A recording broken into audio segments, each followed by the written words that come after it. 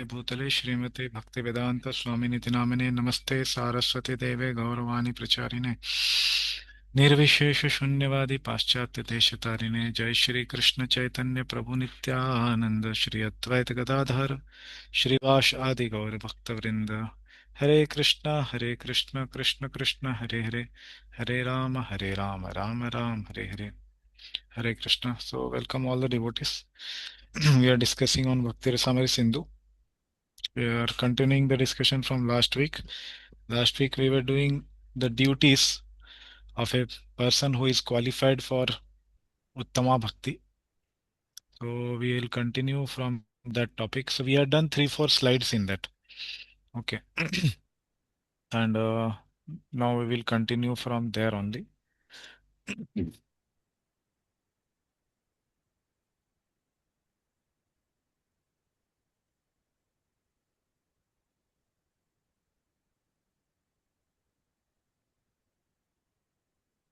Okay. Are you able to see the screen? Yes, Yes, Prabhu. Prabhu. It's Okay. Yeah. So here we have discussed that how there are two qualifications for person to be qualified for Uttama Bhakti. One is they should have faith, Shraddha. Second thing is that na atisakto, na nirvinno. That qualification should be there. So in this we had seen Rupa Goswami is describing this verse from Srimad Bhagavatam, that how doing the angas of bhakti the person will not be at fault even if he gives up the duties of varna and ashrama. Whereas if a person does not do the angas of bhakti, he will be considered at fault. Okay. And if he commits some sin by chance, then there is no need of atonement for him. He should just continue the bhakti. Okay. Hare Krishna. So devotees who have joined the class can be attentive and hear the class. Okay. So this commentary we have to continue. Yes, Pratik, you can read. Sure, Prabhu. Duties expected of a qualified practitioner of Uttama Bhakti. It is a fault if those qualified for Bhakti fail to perform the required Angas of Bhakti, such as observance of Ekadashi or Janmashtami. It is not a fault if they do not perform Varnashram activities. If they commit forbidden acts because of influence of previous Vaishnava path, atonement is not required, since these pure devotees do not have a natural tendency for sinful actions. Bhakti alone acts as atonement. This is the conclusion of Vaishnava scriptures. There is no fault if a person does not perform all the 64 Angas of Bhakti. The essential Angas are the first 20, and the last five are chanting, hearing Bhagavatam, association with devotees, living in a holy place, and deity worship. Yeah, so today we will also discuss about the Angas of Bhakti, but just here giving an introduction, Jiva Goswami is saying about the other Angas. Okay, more discussion will come ahead in the future slides. Okay, so he is saying about this verse which we discussed, what is fault and what is not fault for a devotee who is qualified for Uttama Bhakti. So first he is saying, what is fault? So it is fault if people who are qualified for Bhakti, they fail in what? Perform the required angas. What are these angas? We will see today. 64 angas are there. And among them, Rupa Goswami will say 20 are non-negotiable. Okay. Means they are not to be compromised. They must be done. They are called the doors to bhakti. Okay. Door to bhakti. Okay. They must be done. Like taking shelter of a guru, etc. He will say, what are these 20? Following Ekadashi, etc. So they are the required angas, and a person not doing these 20 must angas of bhakti will be at fault, like not following Ekadashi, not accepting initiation, siksha, diksha, not following the previous acharyas. All these things will be mentioned. Okay, here also it's mentioned, right? Such as observance of Ekadashi or Janmashtami, like that. Okay. If they don't follow the Angas of Bhakti, but it is not a fault. Okay, for those qualified for Bhakti, what is not a fault? If they do not perform Varna and Ashrama activities. Okay, like Sandhya Vandanam, Shraddha activities, all these things. Okay, but devotees generally we do it for Lokahit, for setting the example in the community. They should not tell that are these devotees, they don't know even basic things that we should do Shraddha Karma and other things. Okay, so for that we perform. And the third point which was there. So first was what is fault, second is what is not a fault, third is if by chance, daivat, that word is used in the shloka. If daivat by chance somebody commits forbidden acts, okay, by what influence of previous Vaishnava aparadh, atonement is not required. Okay. If by chance or by the influence of previous Vaishnava aparadh or previous modes which he was in, so for that purpose atonement is not required. But knowingly somebody does, then atonement is needed. Okay, knowingly committed forbidden acts, sinful acts, atonement is needed. Okay, why? Since these pure devotees do not have a natural tendency for sinful actions. So somebody may say, how is it possible that Jiva Goswami is using this word pure devotee as well as saying that they may be committing sometimes forbidden acts and sinful actions? How are they two compatible? Correct. It's completely oxymorous, completely different from each other. Okay, like that. Like fire and water, they will not be together. Like that, they are completely different. Pure devotees having sinful actions. So, pure devotees, you have to understand those who are practitioners of Uttama Bhakti. They are also called pure devotees. They are practicing Uttama Bhakti. They are also called pure devotees. Why? Because they are practicing pure devotional service. So that's why Prabhupada says sadhana bhakti is what? Pure devotional service in practice. So always you can see in NOD or any other book, Bhagavatam, Bhagavad Gita, everywhere, Prabhupada will say pure devotional service in practice. So pure devotees means they are in practice. Okay. So just like a doctor who is there, he is, even though a doctor is told like practicing, right? He is a practicing what we say medicine medical person or whatever. So like that, uh, the even the people in the lawyers also, they've earned the degree but they are still called practicing. Okay, so in that way Prabhupada uses this word practicing pure devotional service. Okay, so that's why he says that they are not supposed to do atonement. Atonement is not needed. So a very classic example of this comes in Chaitanya Charitamrita, okay, where somebody was sprinkled with the water from by Muhammadan. Okay, so what is his name? Uh, Subudhi Rai. yeah, Subudhi Rai. Thank you, Mataji. Yeah, Subudhi Rai. So Chaitanya Mahaprabhu he approached for asking the atonement. So some people actually previously told him that he should drink a boiling hot ghee. So basically they advised him to uh, do give up the body so that in the next life he can become a brahmana, take birth as a brahmana, like that he said. Okay, some people told how he should take away his life so that he can atone. So Chaitanya Mahaprabhu said, no, not needed atonement. Okay, you can just chant the holy names and serve the Vaishnavas like that. So atonement is not needed. And then he says, Bhakti alone acts as atonement. So they should just continue Bhakti. That will act as atonement.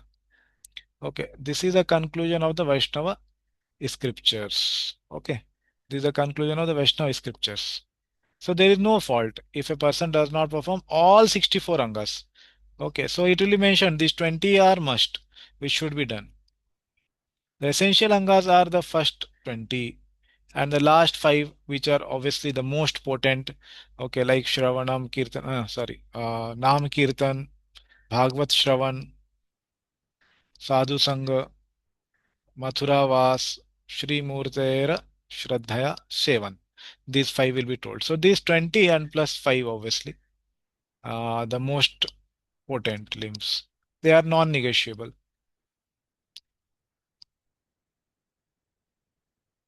Yeah, continue.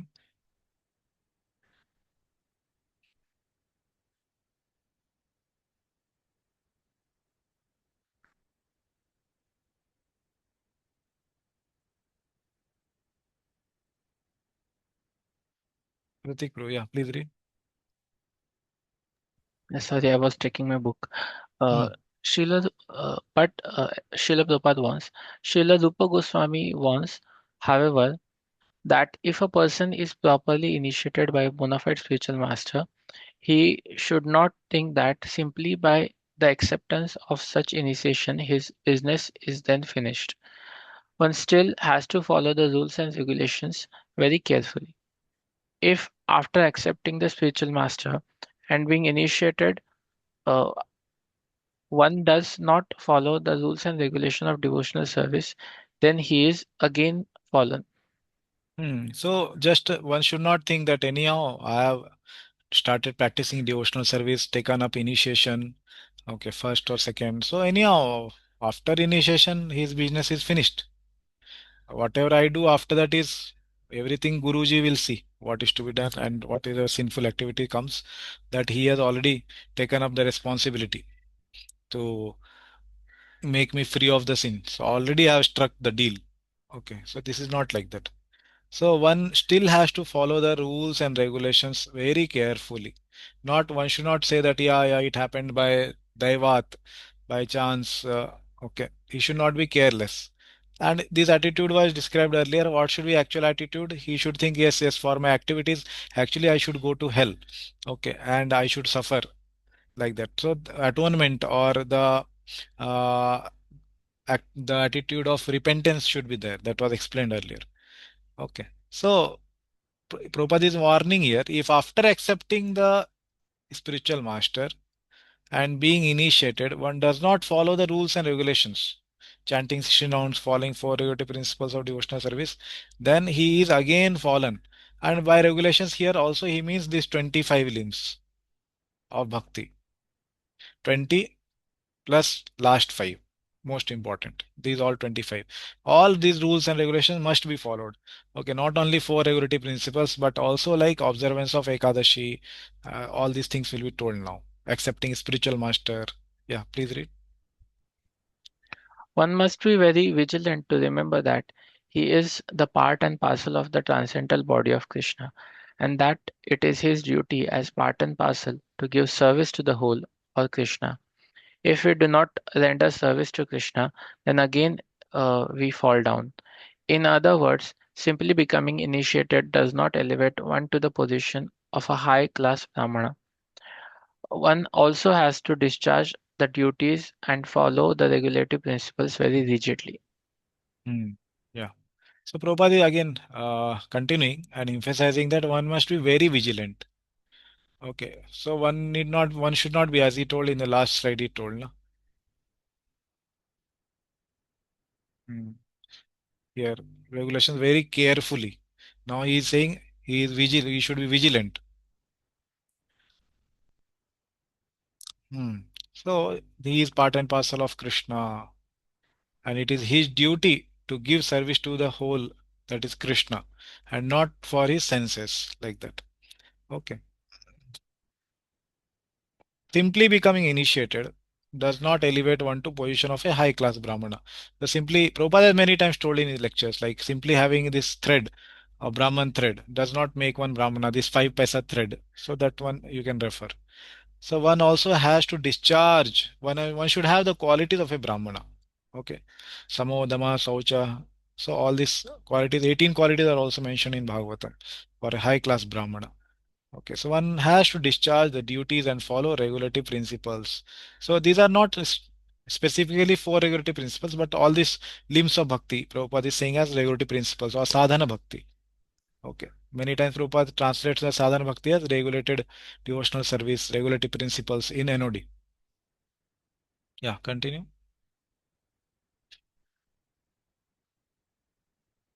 Yeah, you are on mute, mute. Yeah. Sorry. Sri Rupa Goswami also says that if one is regularly discharging devotional service, there will be no question of a fall down.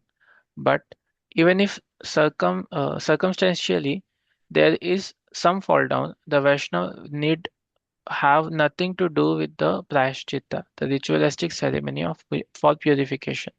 If someone falls down from the principle of devotional service, he need not take to the prayashchitta performance or for reformation.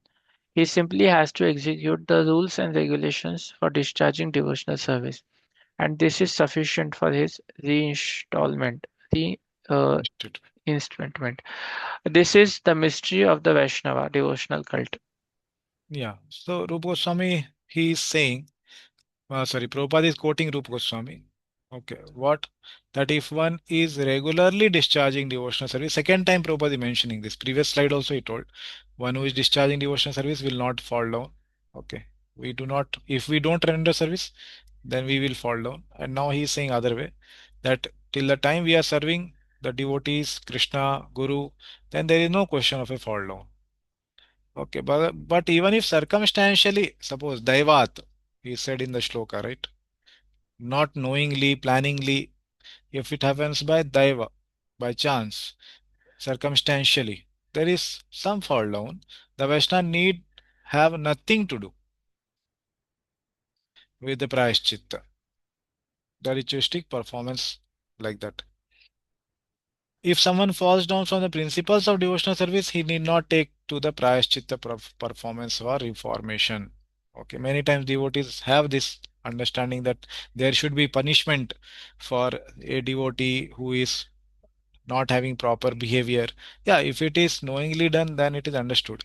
But if it is happening just by the circumstance or it's happening by chance, then one should think, one should understand that it is not needed for any prayashchitta.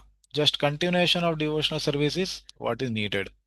This is Prabhupada is saying mystery of the Vaishnava or devotional cult. This is in the shloka itself. Iti tu rahasyam.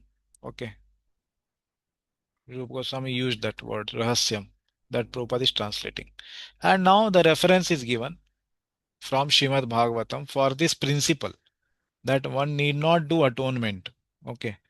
So the reference or praman is given now for proof for whatever is told till now by Rupa Goswami. Swe swe adhikare yanishta sagunah parikirtitah vipareyastu dosha syad ubhayor esha nischayah. Yeah, please read. Steadiness in one's own position, svesve adhikare yanishtha, is declared to be actual piety, saguna parikirtitaha, whereas deviation from one's position is considered impurity, Impiety. impiety, vipaschitaha tu doshah syat. In this way, the two are definitely ascertained. Ubhayor esha nischayah. With the words svesve adhikare, different qualifications are signified for karma, jnana, and bhakti. For the person qualified for pure bhakti, performance of the action of karma or jnana and failure to perform bhakti are both faults. Hmm. So now giving this proof from 11th canto Uddhav Gita, actually Krishna is speaking to Uddhava. So the most authoritative statements are from Shrimad Bhagavatam, those statements which are spoken directly by Krishna. So Acharyas mainly they will establish Siddhanta. We will see always based on this section where Krishna is speaking directly. They will Mm. take the words of Krishna so that there is no ambiguity. Okay, so taking the words of Krishna now, he is saying, Swe Swe Adhikare, okay, their own adhikar, whatever is there, ya nishtha, to have faith or steadiness in that, means somebody is qualified for karma, he should perform karma yoga. Somebody qualified for jnana, he should perform the jnana yoga. Somebody qualified for bhakti yoga, he should do bhakti yoga. That is what is being told. Okay, that is what is piety, is declared to be actual piety. Okay, so there is a very famous story of this Dharma Vyadha. It comes in Shrimad Bhagavatam. Okay, so it is said that a Brahmana once, while he was taking his bath in the river, and he was offering oblations, like we do na, offer the water again from our Anjali hands back to the either sun god or Ganga Devi. So when he was doing that, so suddenly he saw like a crow which was flying up. Uh, so it some stool of the crow, it fell down, and and his hand became impure, or his body became impure. And when he saw that crow, the crow suddenly was burnt, and it died immediately. So this Brahmana could not understand that how I got this power today, that I could burn the crow just by seeing. So then later in the daytime, after taking his bath, he was going for madhukari, he was going for begging. So when he was going for begging, so at one house he knocked the door, but the lady did not open the door for a long time. So he was standing, then after a long time he opened the door, and then he saw the lady little bit with anger, that why so much time you have taken to open the door. So then the lady said, don't think I will also burn down like the crow burnt down today morning. So this Brahmana was very surprised. How did this lady come to know that I have burnt down a crow today and I had some power? So he asked that lady, how do you know about this, that I burnt down a crow today? So then that lady told, you go to this Vyadha. Vyadha means butcher, who kills basically sells basically the animals after cutting the flesh. He is Vyadha. Okay, so the lady told, you go and meet this Vyadha, and then he will tell you everything. You have questions. So this person, he was searching for this Vyadha, and this person, he was in the shop. That time, obviously, olden times, there was no like commercialization of selling meat, but there would be some antyajas, those people who are outcast, they would want to eat meat. So for their purpose, there would be some places where there would be availability of this flesh. And like just like we read in Srimad Bhagavatam, first canto, 12th chapter, that in Dwarka there were few prostitutes. Okay, and other places, those times there were prostitutes. This practice was there by those who are qualified for that prostitution. Okay, and then there were people who were outcast who would take help of them to maintain their dharma or whatever. Okay, that is a different topic. But coming back to the story, so this Vyada, he was butchering basically the selling the meat, and this person came, and he had questions about dharma actually, what is dharma and what is all these things. And then that lady had told that this butcher will give the answer. So he was again surprised that how this person who is apparently not following dharma, and he is going to give me the answer about dharma. So when he approached this butcher, he told, yeah, wait, I am doing my job now. Okay, I will do my job, and after that I will come and answer your questions. So he was selling meat, and he did that and came back.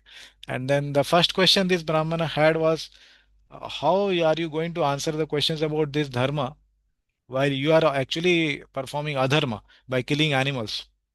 So this butcher actually said that, yeah, what I am doing is not adharma. So he explained this verse, Sve Sve Adhikare Yanishta Sadharma Saguna Parikirtita. So he said, steadiness in one's own position.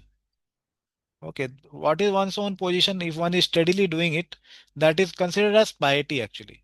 Okay, even if somebody is Antyaja, he is outcast, if he is told to do some duty and he is doing it, then he will be gradually elevated from that deep ignorance also. Okay, so whatever this butcher was doing was according to his own position he was doing. And that's why he could give lessons on dharma.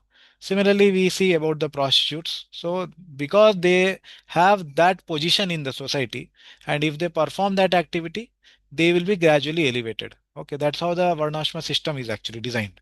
Okay, so here that's why it's being said that steadiness in one's own position, whatever that may be. Okay, whether one has inside the Varnashma this Karmadhikar, or he is beyond the Varnashma having Jnana and Bhakti Adhikar, these two are beyond the Varnashma. This is within the Varnashma. Okay, this is within Varnashma system, and Jnana and Bhakti Yoga, they are beyond Varnashma. Okay, that's why Chaitanya Mahaprabhu, while talking with Ramananda Rai, so Ramananda Rai said about Varnashama. Okay, so Chaitanya Mahaprabhu replied, Eho Bahya, Age Kaho Ar. He did not say that Eho Haya, or or he did not reject it also. Haya means this is okay. He did not say that. He neither said that it's not needed. He said, Yeho Bahya. This is external. Okay. Just like to keep something, water or something, we need a pot. Similarly, for containing that uh, uh, practice of bhakti or whatever, one has to be in particular varna and ashrama and maintain his body in that so that he can practice bhakti. So Yeho Bahya. It's not, it's external like that. And then those who are doing karma yoga, they are properly situated within Varnashma system. And they are supposed to be doing the activity of Varna and Ashrama. And there are outcasts, Antyajas. Okay. Like we hear in Srimad Bhagavatam, those who are dog flesh eaters. Okay. So these people, those who are prostitutes, butchers, these are all Antyajas. They are outcasts. So if some duty is given to them according to their rules, if they follow it, then that is considered as piety only. They are pious people. Okay. Even though their dharma or their activity may be seen to be impious. Okay, inherently impious. But those activities, if done by those who are within the Varnashama system, that will be sinful. That is the next line of this shloka. Viparaya hastu dosha syat. If somebody does opposite, it will be dosha, it will be sinful. Okay. Whereas deviation from one's position, if somebody is Kshatriya, like Arjuna told, that I don't want to fight, Krishna told, you will become sinful. By going to forest, you will take to Brahmana ship, Brahmanatva, and then you will start begging, somebody will not give alms, you will commit violence, and that will be sinful because that is against dharma of a Kshatriya to kill people who are not coming for fighting. Okay, somebody coming for fighting, a Kshatriya can fight and then maybe kill also. But somebody is not fighting, and so then Arjuna goes and kills him because he did not give alms. That will be sinful. So deviation from one's own position is considered impiety. So Brahmana not doing his duty of a Brahmana is sinful. Kshatriya not doing the duty of a Kshatriya is sinful. Similarly, other caste, Vaishya and Shudra. So whatever the duty is prescribed in the Shastra, if they don't do, that is considered sinful. Okay. Now same thing Rupa Goswami is giving as a proof. What is this whole section? That devotee not doing the angas of bhakti is at fault. So that's why he is quoting it. Okay. So we should not lose the context. The context is whatever your adhikar is bhakti adhikar, do the activities prescribed for bhakti yoga, angas of bhakti. If you don't do, that will be dosha. It will be fault. It's not sinful, but it will be fault like that. So in this way, two are definitely to be ascertained. Ubhayore nishchaya. Okay, so this was the explanation of this shloka. Yeah, so again he clarifies that this is applicable for all these three, as I told, karma, jnana, and bhakti. Okay, for the person qualified for pure bhakti, uttama bhakti, performance of actions of karma or jnana, he doing actions of somebody else is a failure to perform bhakti, sorry, and a failure to perform bhakti. These both are faults. So bhakti yogi not doing bhakti is a fault. He instead of doing bhakti, doing activities of jnana or karma, that is a fault. That's the next topic will come. Varnashma is not a anga of bhakti. After describing the angas of bhakti, he will tell Varnashma is not a anga of bhakti. He will say separately a topic will come. Rupa Goswami will separately deal with it. Okay. Yeah, please read. Pratik. Practically, there are three processes for elevating one to the a platform of spiritual consciousness. These processes are called karma, jnana, and bhakti. Ritualistic performances are in the field of karma. Speculative processes are in the field of jnana. One who has taken to bhakti, the devotional service of the Lord, need have nothing to do with karma or jnana. It has been already explained that pure devotional service is without any tinge of karma or jnana. Bhakti should have no tinge of philosophical speculation or ritualistic performances. Yeah, so Srila Prabhupada is commenting on this verse. So what we discussed till now, almost similar thing. So Prabhupada also tells these three are karma, jnana and bhakti only. And the karma is translating a ritualistic performance as karma. And speculative process is jnana. These are his translations for these two. Okay. And he is quoting a special point here. Jnana karma di anavritam. Pure devotional service is without a tinge of karma and jnana. That he and obviously Rupa Goswami will tell this later. Prabhupada is saying now itself. Bhakti should have no tinge of jnana and karma. That is what he's saying.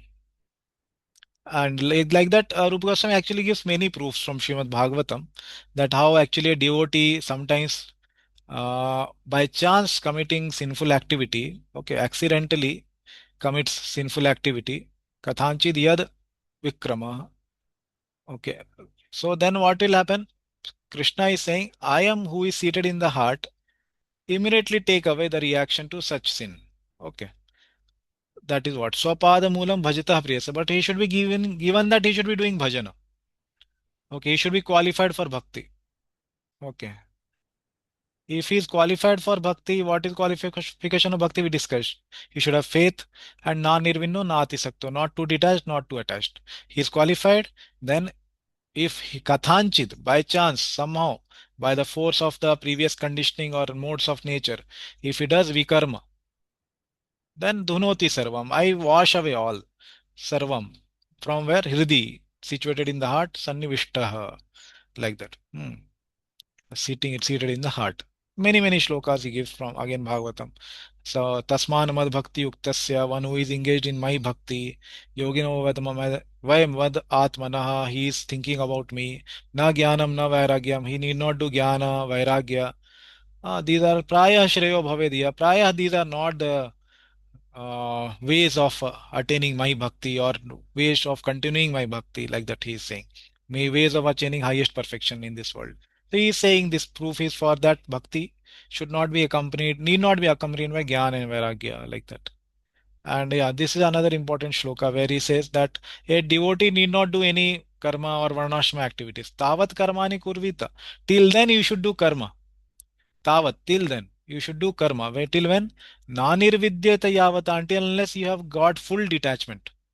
Okay. One becomes detached from material sense gratification. Till that time, one should do Vedic ritualistic activities or karma. Okay. Who is that person? How to identify him? He says next two lines. Mat katha shravanadova. Shraddha yavanna jayate. Anyone who has obtained faith, shraddha, in what? Mat katha, in my katha, hearing, Shravana, hearing my katha, he has developed faith. Till then, actually, one should do karma. So those who are having faith in bhakti, he is saying they need not do any activities of karma or varnashma. This is another proof he gives. Okay, please read this. Those proof of duties expected of a qualified practitioner.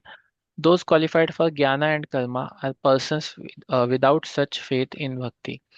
Though they may begin practicing pure bhakti by devotee association, they quickly show disrespect. As a result, they fail to attain their goals. In that sense, they become full of faults by giving up that for which they are qualified, namely jnana and karma. Viparyayaha opposite means not to be fixed in performing work for which one is qualified, and also to become fixed in some other work which one is not qualified.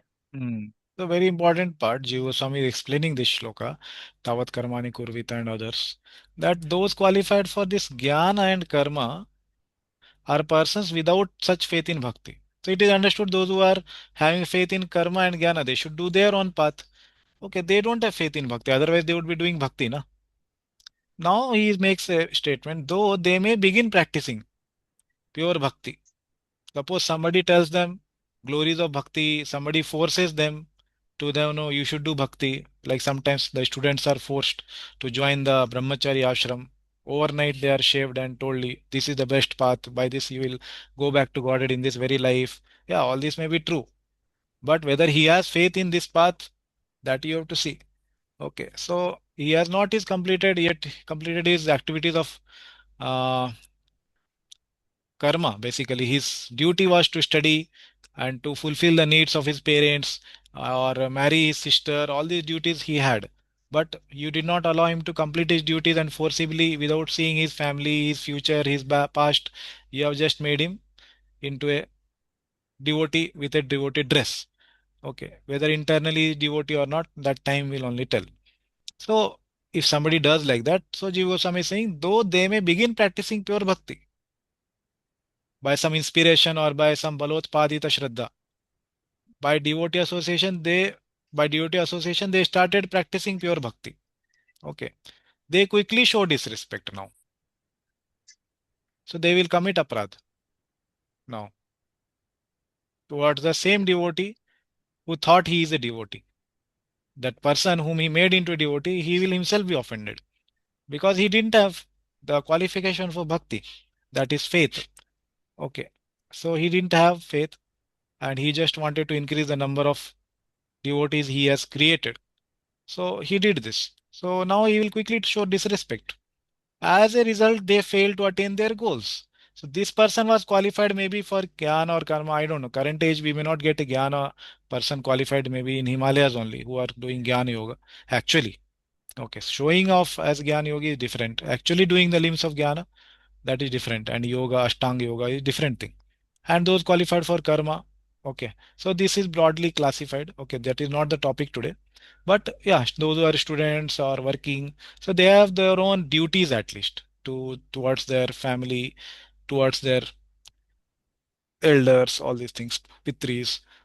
If they don't have qualification for bhakti, so they will fail to attain their goals. Neither you allowed him to do his karma or study or work properly. And after a few years, now when they have given up their job, and in bhakti also, they are not finding taste, they are not having faith, and you took up so many years of him. So he is now blaming the institute only that you have taken away so many prime years of my life.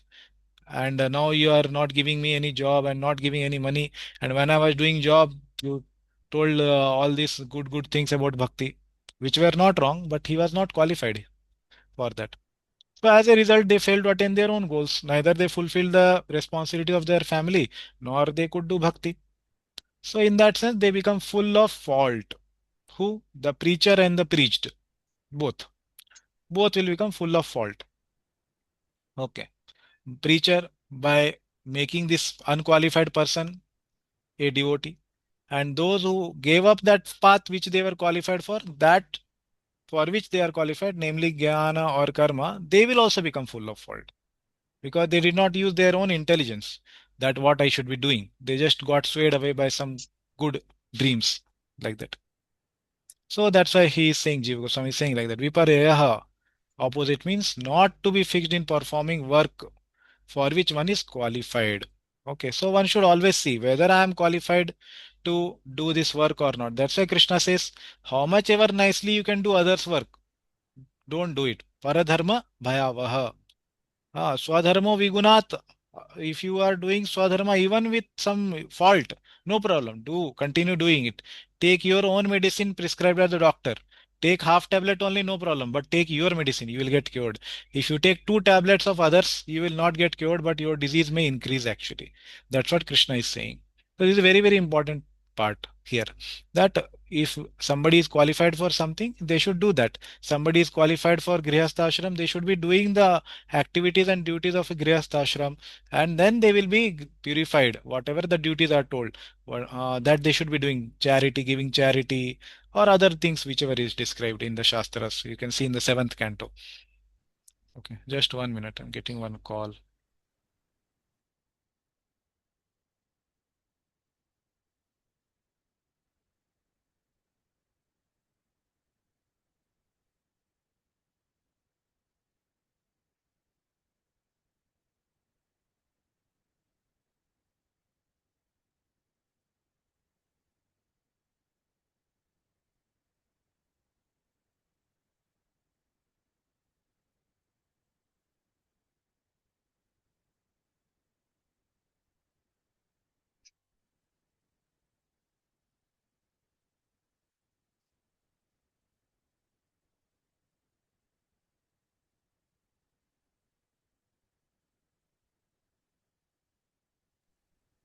Hare Krishna.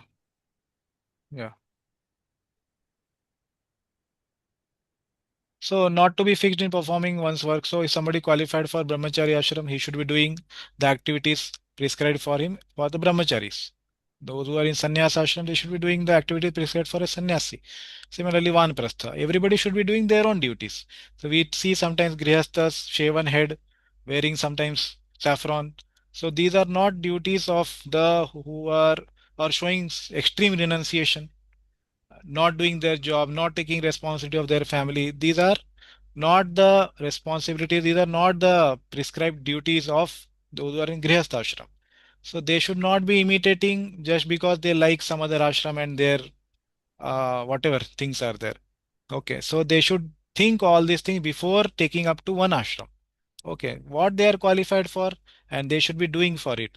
Brahmacharis should be not falling prey to the prescribed duties of grihasthas. Okay, what they are supposed to do, brahmacharis should not be doing. Similarly, other ashramas also. Okay, so this is explained in the seventh canto. You can read also. So doing that will will begin bring faults. That's what here Jiva Goswami is saying. Okay, and next he is saying to become fixed in some other work for which one is not qualified. Okay, both are called viparyayaha.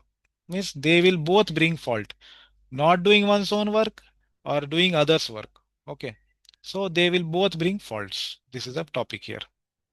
And then he quotes this very classic verse to support whatever he told till now.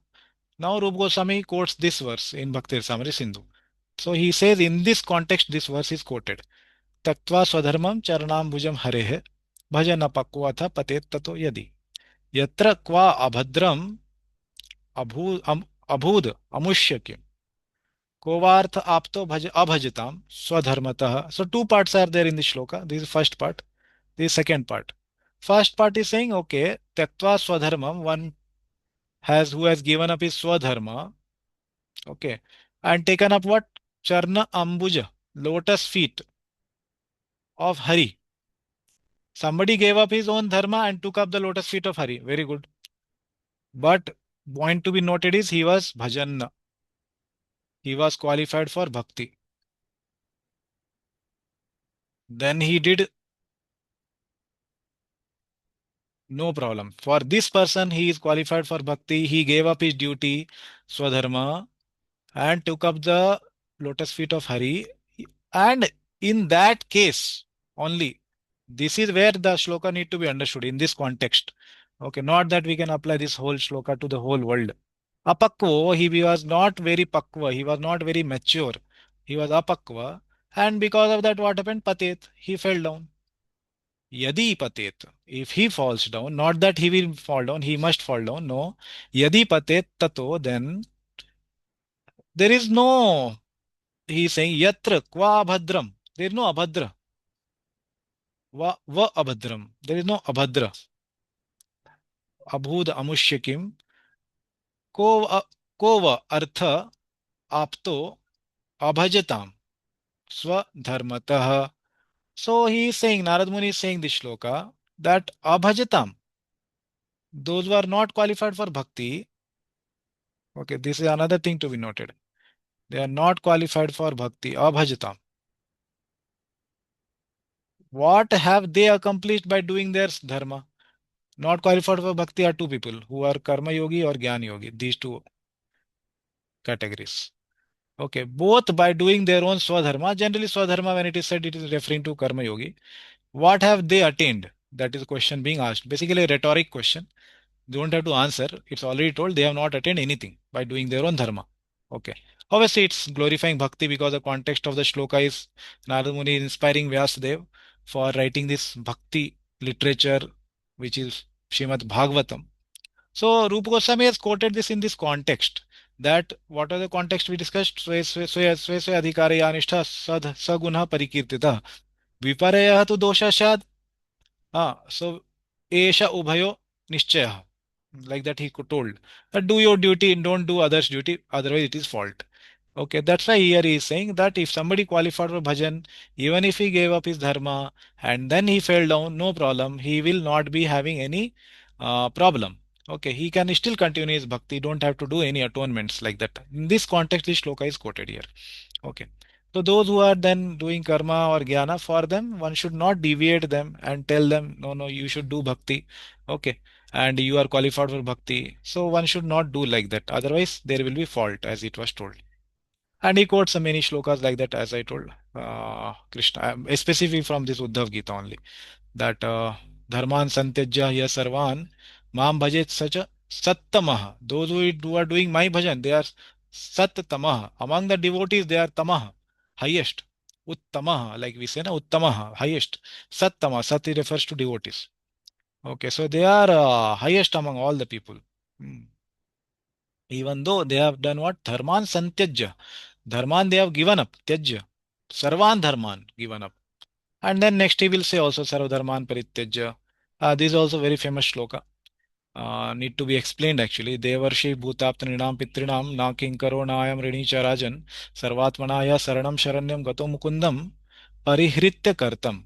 So this should not be okay. First I will tell the meaning of the shloka. The meaning of the shloka is Deva, Rishi, Bhuta, Apta, Nrinam, Pitrinam. All these categories of people are there. Okay. So the English says that the demigods, sages, the Nri, living entities, family members, Apta, Nidam, humankind. Okay. Bhuta is general living entities. Okay. And Nidam and Pitrinam, forefathers. All these people. So he is saying, Na kinkaro, na I am Rini Charajan. One is not a servant or Rini or their debt, indebted to them. When he is not all this, only in a specific case. Sarvatmana haya saranam. Completely he has taken up shelter. Sarvatmana haya sharanam. Very important. Sarvatmana shelter he has taken up. Whose? Mukundam. Okay, Mukund को शरण ग्रहण किया है. परिहृत्य कर्तम. And he has given up everything else. Okay. Deva, Rishi, Bhuta, Apt, Nrinam, Pitrinam, everything he gave up. But what he did? Sarvatmana he has taken shelter. But somebody, suppose a devotee, he is not doing his bhakti also nicely and gave up his duties also. He is neither that side nor this side. So he will be at fault. That is what is being said. Okay. So Sarvatmana Sharanam, matlab, what is the meaning of it? It is explained in the commentary. It is Sarvatmana Sharanam means it is practicing Uttama Bhakti without other desires. Anya Vilashita Shunyam Gyan Karma Dhyanavritam. Okay. So that is explained. Hmm. Okay. Yeah. Please read this flow commentary. Proof of duties expected. Okay.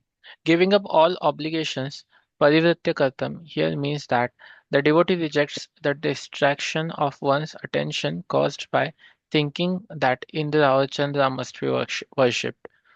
Having surrendered Sharanam Gata, that person has destroyed all prarabdha karmas and consequently destroys being situated in Varnashrama, since he has no material gunas. That person is no longer obliged to perform regular Varnashram duties. Yeah. So that's why he's saying one need not worship any demigods. Okay. And if he has taken up to bhakti. Okay. So that's why pure bhakti is the qualification. And he says what has happened by taking up or surrendering to Krishna is that his prarabdha karmas are destroyed. Okay. And if anything is needed to be coming from the prarabdha karmas, given that it will become favorable for his bhakti, it will increase the intensity of bhakti. Sometimes devotees go through some trouble, they increase in their intensity of bhakti. So that he says is can be given or that can be allowed by Krishna for that prarabdha karma to happen in devotee's life. But one has to understand essentially that if he has taken the service of Krishna or surrender to Krishna, Krishna is in charge of his karmas. That much at least is to be understood. And he need not do any varnashma activities. Okay. He is no longer obliged to perform regular varnashma duties. So one should not misuse this shloka and say that one becomes a devotee and he should not fulfill the responsibilities of being a husband or a son or a father. These are not the interpretations of this shloka. Okay, he fulfills all those duties also. Okay, he doesn't have to be obliged to all of them, but he does fulfill those duties. Okay. Okay. And then finally he quotes this Sarva Dharman Parityaja to support that a devotee need not do any varnashma activities. He should give up all the dharmas. Okay. So there is no sin for them because with faith in bhakti, give up the duties of dharma. By the order of the Lord, they have given up the duties like that. Okay. Any questions on what we discussed till now? Yes, Soji. So the main what I could understand is uh, till the time we have this faith in hearing and chanting in the devotional service, uh, the one is maybe adhikari of jnana or karma, but not the bhakti. So, Soji, my question is regarding this faith. Is it that when we take shelter of a guru and accept diksha, only that time, I mean, practically speaking, only that time we should be, I mean, uh, the other duties of varnashram, maybe because of how the family we are born in. So all these connections, all these obligations are nullified when we take diksha, or is it just after hearing, after we get to hear from the devotees and then we just get connected and we somehow have that softness regarding to Krishna Katha or Krishna himself. So when exactly this, I mean, I just wanted to ask at what point we are certain that we actually have that faith in the Krishna Katha or in devotional service. Yeah. Good question. So, this external things, whether the initiation is happened or not, first diksha, second diksha. So, these things are not mentioned here by Rupa Goswami. He has just mentioned that till the time the faith has awakened in bhakti, that what he is saying. So, obviously, it's a good sign that one has got faith in the path when he externally also surrenders to a guru. Okay, that is also a good sign, good indicator that actually this person has understood the path and he has faith in the path and he wants to practice, he wants to initiate his path now. He wants to start his path of bhakti because he has faith in it. It's a good indicator actually, and majorly it applies also.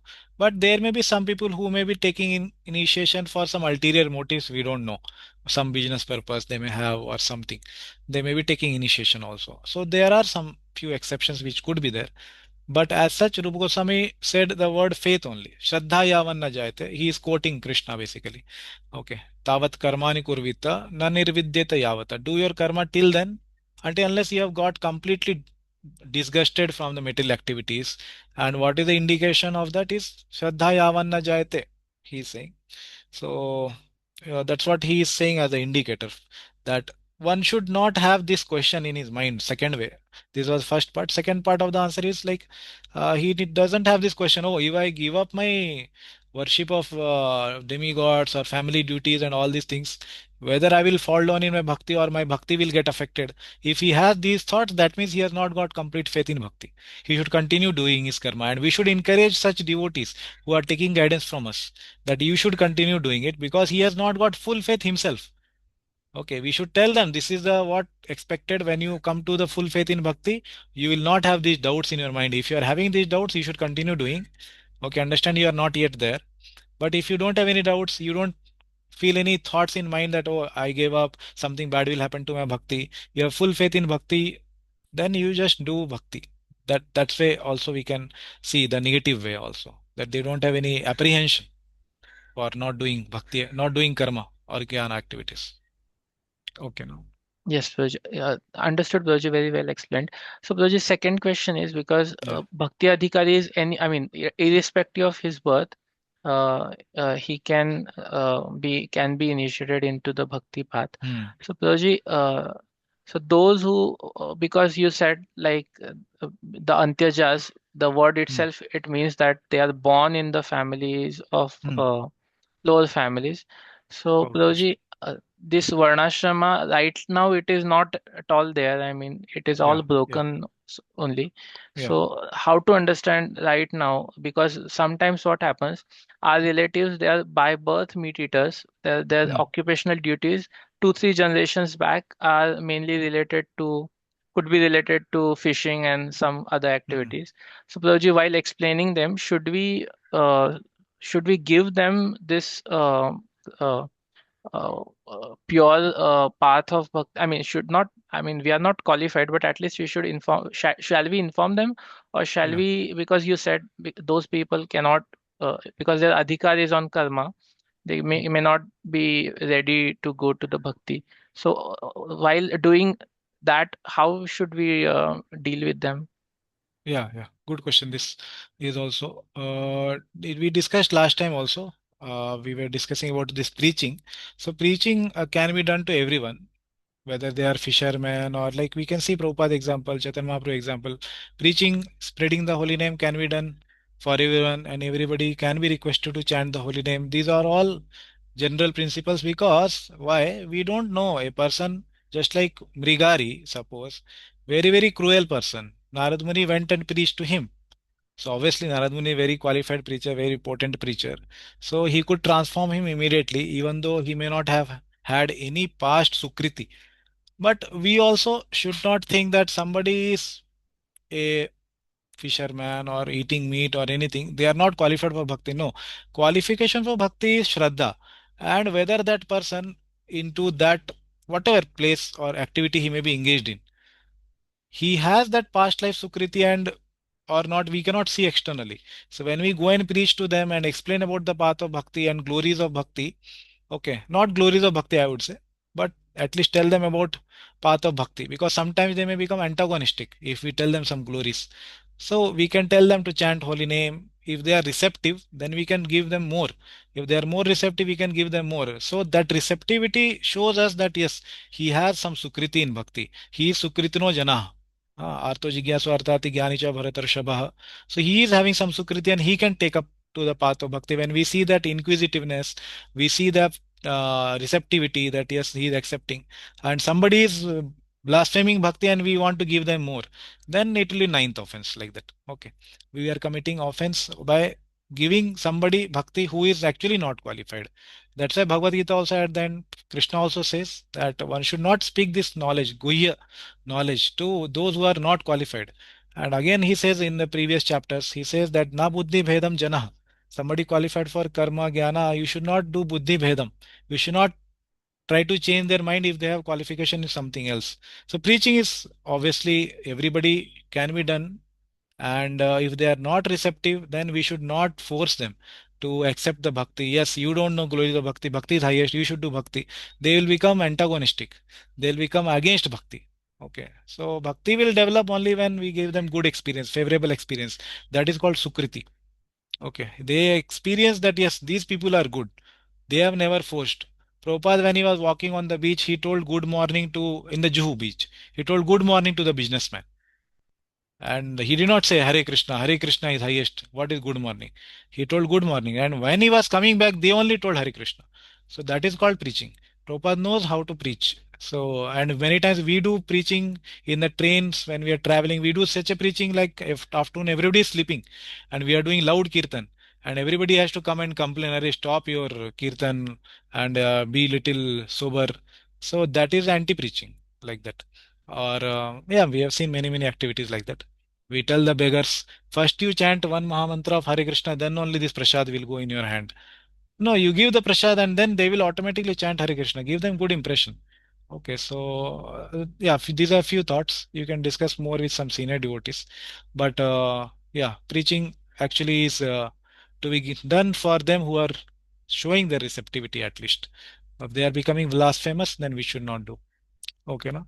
Yeah. And another thing is very important thing is this leads to some confusion. So chanting the holy name Harinam Sankirtan can be done everywhere and everybody is hears he will be purified to some extent to the degree they don't have aparadh.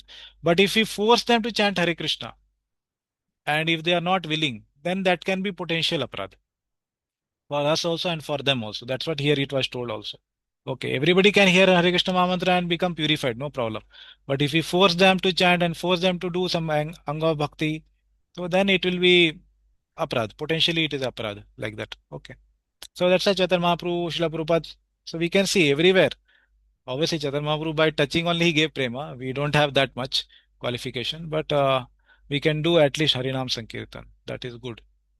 Okay, na? Yes. Thank you, Yes. Prabhuji. Okay.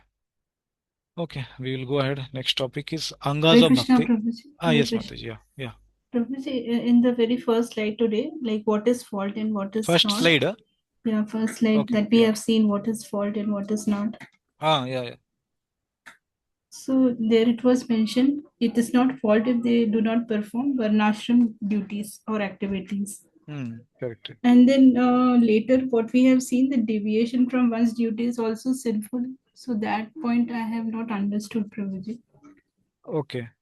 Yeah, I explained that example of Vyadha and prostitutes. Na? You understood that point? That example? Yeah, like considering, okay, acha, acha. Yeah, so if they are established in their own duties, Hmm. then it is considered piety only. They will be elevated in their uh, whatever the stage they are at. If they are in ignorance, they will come to passion. Then from passion, they can come to goodness, like that. So being engaged in their own duties is considered piety. That's why. And if they are doing, like I gave the example of Arjuna wanting to become a Brahmana, that becomes impious. That is not good. That way, the other part I explained. Okay, thank you, sir. Okay. Okay. So this is chapter 6 of NOD. So, Okay. Praju, Yeah. Yeah. one very little thing. Yeah. So, I mean, examples can be scrutinized differently. I don't want to go there, but just Hmm. Praju asking here because Hmm. Arjuna, when we see, so in his example, uh, he is also adhikari, right, for bhakti. So, Yeah. Yeah. so Praju, when we say, while if he, I mean, okay, it is order of Krishna, and then it becomes his duty, or because he was Kshatriya Hmm. he could not uh, do the duties of Brahmana. Yeah. So basically, he is a Vaishnava, but he is also in the Varnashma system situated as a Kshatriya. And he has to set examples of a good Kshatriya. Just like uh, he says, Janakadaya. Okay. Mm. So he says these all devotees, they were very great devotees, but they did their fifth chapter, I think, if it comes in Bhagavad Gita, fifth or third. So they did their duties for Loka Sangati, for showing the example, right example to the community of the people who are actually qualified for their Kshatriya nature or their Brahmanical nature, whatever nature they are qualified, they understand, yes, yes, this great personality has been doing, I should also do. If Arjuna has that also as a duty. So what Krishna is saying is that obviously he is a devotee, and even if he gives up the Kshatriya dharma and does not take up to Brahmanism also, no problem. Okay, for him. But he has to set good example. That's what fifth chapter is actually when he's Mm. saying in Bhagavad Gita. So Karma Yoga, he is saying explaining more after third chapter. So the question which you are asking is, see, why did Arjuna agree to fight? He said, Nashto moho smritir labdva tat prasada maya achyutah. Okay, so now I will fight. Karishye vachanam tava. Mm. Because what you are saying, I will do. He did not say, I am Kshatriya, now I will fight. He told, I will do what you are saying. So that is a qualification Mm. of a devotee. He does what Krishna says. Yudhishthira Maharaj was told to tell lie, he told lie. Okay, even though he was son of Dharma himself. Correct. So he told a lie because Karishya Vachanam Tama is highest for devotee. So Arjuna, we should not think he fought because he was a Kshatriya. That is wrong understanding. Never Prabhupada explains that way. We can read whole Bhagavad Gita or hear Prabhupada's lecture on Bhagavad Gita. He doesn't explain that way that Prabhupada fought because he was a Kshatriya. Even though Krishna Mm. might have told, don't give up Kshatriya duty. But why he did not give up, I already told. But why he fought? Because Krishna told. That is the only answer. Okay, na? Yes, yes, Yeah. Praju. Okay. Thank you, Praju. Okay. Okay. So this is next chapter, sixth chapter of NOD, Angas of Devotional Service. So here, Rupa Goswami is starting this topic, Hari Bhakti Vilase, quoting his elder brother's book, Hari Bhakti Vilas of Sanatan Goswami. अस्याः भक्तिरङ्गानि लक्षशः किन्तु तानि प्रसिद्धानि निर्दिश्यन्ते यथा मति. Okay. Somebody else can read. Yeah. Nimai Rajendra Prabhu, you want to read? Hare Krishna Prabhu. Hare Krishna. In the Bhakti Vilas, innumerable angas of bhakti are mentioned. Among those, the most famous ones will be explained to the best of my judgment. Hmm.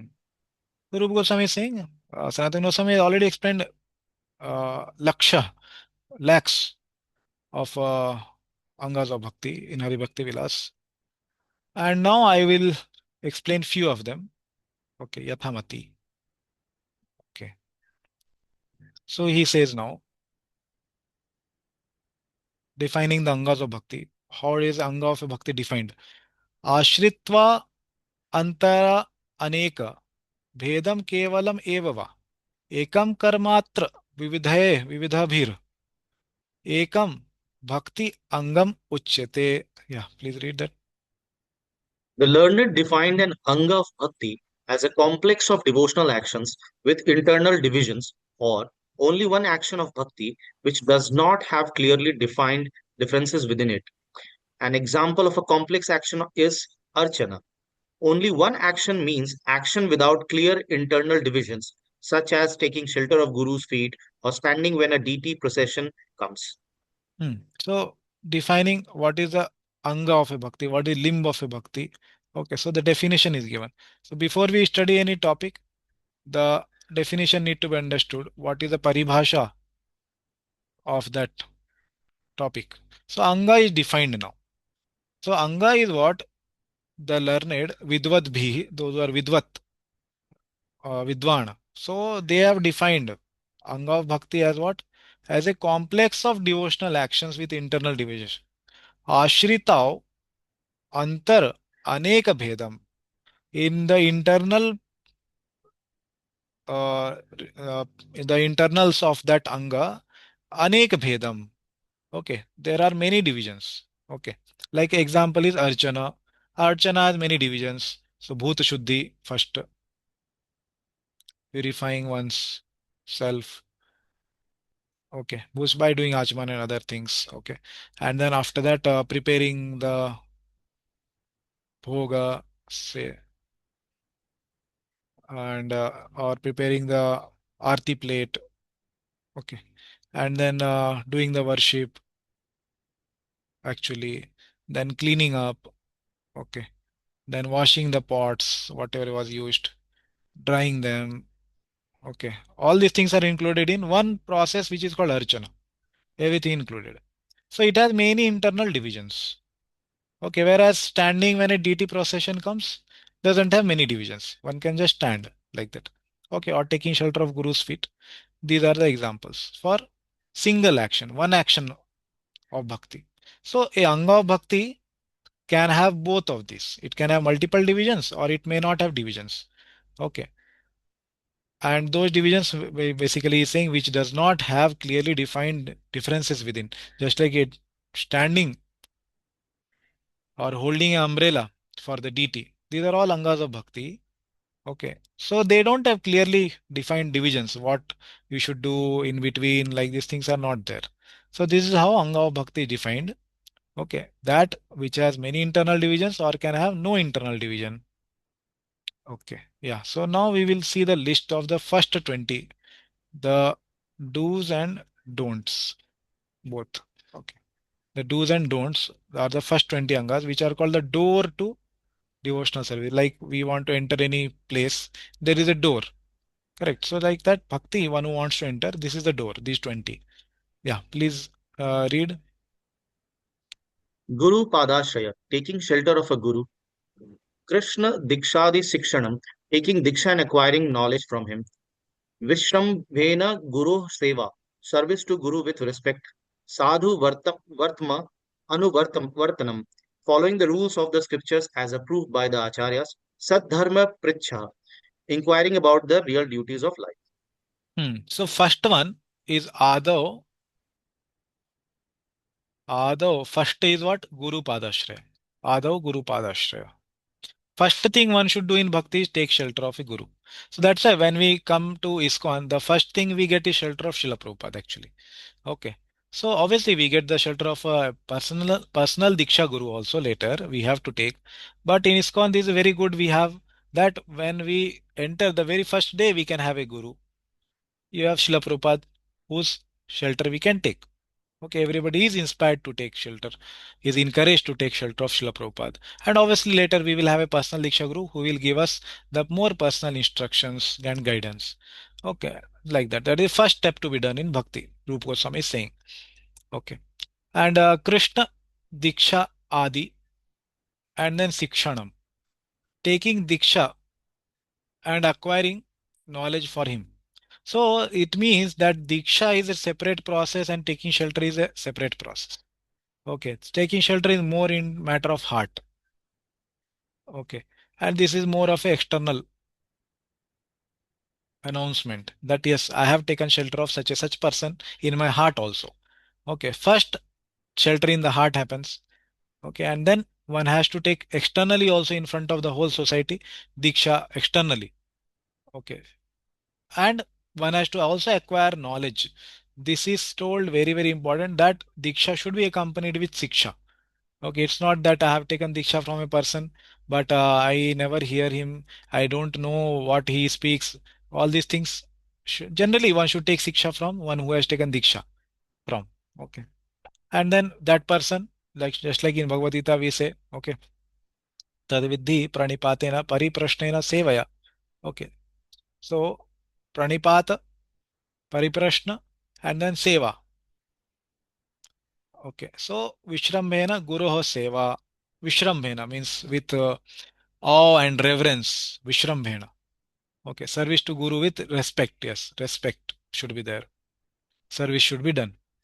Okay. So without service, Jnana, what we hear will not enter our heart. Tadvidhi pranipatena. This was pranipat. Shelter. Pariprashnena. Asking relevant questions. And seva. So Jnanina Tattvadarshina, then they will give us the Jnana which we need because they are Tattvadarshi. Then fourthly we say Sadhu Vartama Anuvartanam. Anuvartanam means follow behind. Vartama means the path. Which path? Those paths which Sadhu have walked. Following the rules of the scriptures as approved by the Acharyas. Okay. With the commentaries of the Acharyas, we cannot understand any shloka directly. So we have to understand the commentary and then we will understand the shloka what it means. Okay. So there are many places where shloka is saying something, but Prabhupada will say exactly the opposite of it. In Chaitanya Charitamrita, there is a shloka where Purascharya Vidhi is described. And then it is said that one doesn't need to take any diksha. Okay, because without diksha also one can do bhakti. Prabhupada, from the beginning of the purport, long purport, he will actually tell how it is important to take diksha, how what the shloka is telling one should not do, one should take diksha. So if we just read the shloka we will understand it something else. Okay, so Prabhupada says no, what the shloka saying is not correct in your context, you should take diksha. What the shloka actually means, in which context it is, Prabhupada explains in the commentary, in the purport. Okay, like that. Similarly, fifth canto, Jada Bharat section, there the shloka says that Swarabdha Karmana, that it was his own fault of Bharat Maharaj that he fell prey to deer. Whole commentary, Prabhupada and Jiva Goswami both actually say that how it was not his fault, it was arrangement of Krishna, that he wanted his bhakti to increase and show the example of to the world that how by getting attached to a deer one can fall down in bhakti. It was all Krishna's arrangement. So willingly he actually took up that attachment that is being described by Jiva Goswami in this shloka. Swarabdha Karmana. So the meaning of the shloka is completely opposite to what is being explained in the commentary. So that's why the commentary of Gaudiya Vaishnavacharya is very, very important. We cannot just read the shlokas and understand the shlokas. We may understand something else. Okay, like that. So that's why approved by the acharyas, the methods we have to follow. Sadharma Pricha. And as I told, one has to do pariprashna also. One has to inquire. So by inquiry, one's doubt are resolved. So if the doubt is not resolved, one will not be able to progress in bhakti swiftly. He will progress slowly. Okay. Doubt should be resolved. And Bhaktisiddhanta Saraswati Thakur tells this example that how a man he was carrying a jackal in his uh, basically under his shirt or kurta, and that he was hiding it and it was internally eating him and suddenly he fell down and died. So that example he gives, that keeping a doubt in the heart and not asking to a person who is qualified to answer. We should also not ask a person who is not qualified to answer. We will get wrong answer. To a person who is qualified to answer, we should ask. Parikshit Maharaj was seated on the banks of the Ganges. He was not asking anybody until unless Sukdev Goswami arrived.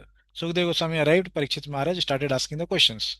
Okay, so ask the questions which to the person who is qualified, who knows the Shastra, who knows the uh, import of the shlokas, of the Shastras, as explained by Gaudiya Acharyas, like that.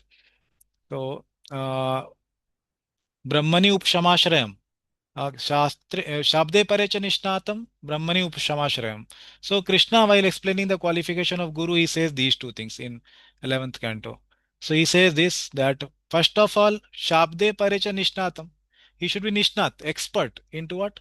Shabde, into the words of the Vedas, scriptures, at least Gaudiya Vaishnava scriptures in our context. Shabde pare cha nishnatam. And then second qualification, he says Brahmani upshamashrayam. He should be seated next to Brahman. Brahman means Krishna. Upa means close to. Ashraya, very close to seated or taken shelter of Brahman or Krishna, like that. These two qualification he says of a guru, actually. And here also we saw Uttamadhikari while defining the three types of people qualified for bhakti. He said that Uttamadhikari is one who is actually expert in scriptural logic. Okay, so these things are what we have to look at, whether that person is qualified to ask the question. That then only we should inquire. Otherwise, we ourselves will get wrong answer. They are telling from their own mind, from their own thoughts, their own ideas, their own experiences. So then it's not proper to ask them. Okay. So inquiry about the real duties of life is Sat Dharma Pricha. So these are very important. These are doors to bhakti. Yeah. Please read. Bhogadityaga Krishnasya hetave. Renunciation of enjoyment to gain Krishna's mercy. Nivaso Dwaraka Adova Gangader api sannidhav. Residing in Dwarka or other holy places or near the Ganga. Vyavahareshu Sarveshu Yavad Arthanu Vartita. Accepting only what is necessary in dealing with the body. Hari Vasara Sammano. Observing the Ekadashi Vrata.